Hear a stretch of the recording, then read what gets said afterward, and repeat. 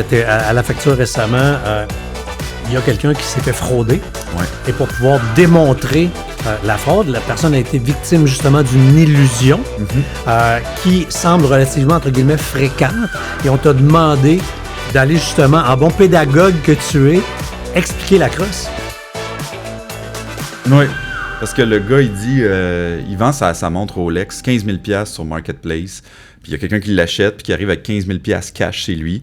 La personne avait vraiment 15 000 Oui, elle lui a donné les billets. Lui, il a compté. Il a vérifié si c'est des vrais parent, billets. Là, des piles de 1000, c'est ce qu'on fait. Là, exactement. Lui, il a dit, oui, le compte est bon. La personne a repris. C'est ça qu'il me disait. Il me dit, moi, ce que j'ai fait, là, j'ai repris les billets, je lui ai redonné pour qu'il le remette dans une enveloppe avec un élastique autour. Puis il y a une petite fenêtre sur l'enveloppe qui fait que je vois encore le billet du dessus.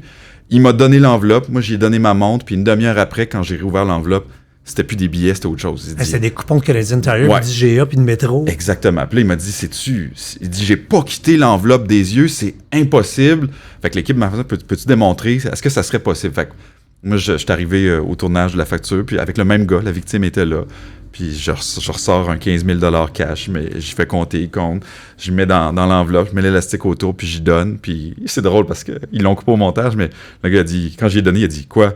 J'ai dit, ben, ouvre l'enveloppe. Il dit, c'est fait! J'ai dit, puis là, il ouvre, puis il voit que c'est plus des billets pantoute.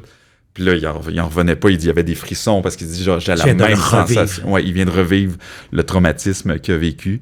Fait que c'était une façon de démontrer que malheureusement, la magie, l'illusion, c'est un outil qui peut être utilisé de bien des façons. Tu parlais de perception tantôt, tu sais. Lui, dans le reportage, est face à toi, donc est victime de l'illusion. La caméra est en angle. Donc, nous, téléspectateurs, on voit que tu as une espèce de sacoche, portfolio qui s'ouvre, dans lequel il y a un flip en plein milieu et que c'est tellement niaiseux quand on comprend comment ça marche. L'enveloppe, tu la mets en dessous du flip, le flip, il penche, il y a une autre enveloppe sur le top. C'est l'enveloppe avec un billet de 100 sur le top dans la fenêtre. En dessous, du papier découpé de la même grosseur. Un enfant de 5 ans est capable de faire ça. Le même élastique. C'est assez facile à trouver deux élastiques identiques. Je pense que c'est pas...